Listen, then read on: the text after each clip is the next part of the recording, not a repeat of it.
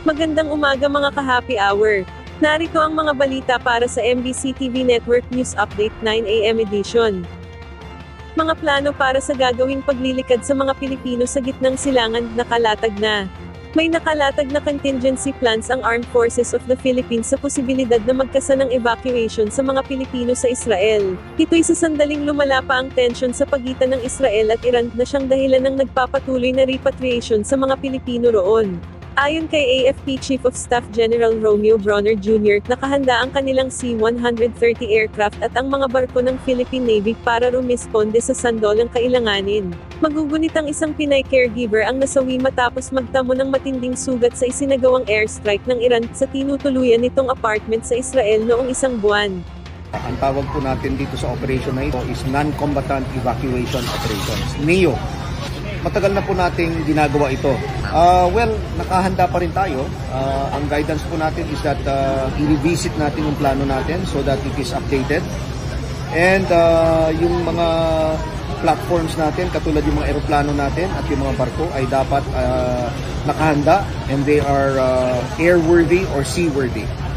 Sa MBC TV Weather Update, namata ang LPA, mataas ang tsansang maging bagyo.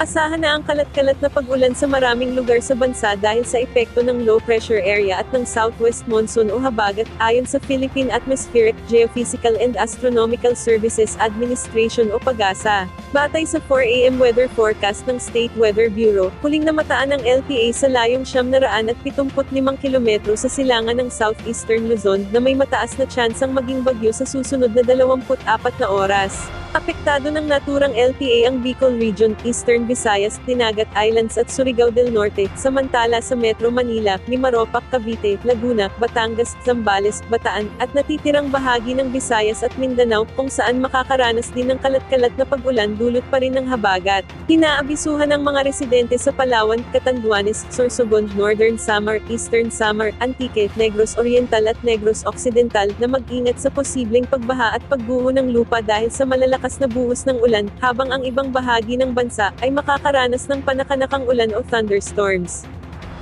At yan ang mga balita para sa MBC TV Network News Update 9 AM edition. Abangan ang mga susunod na balitaan mamaya para sa 10 AM edition.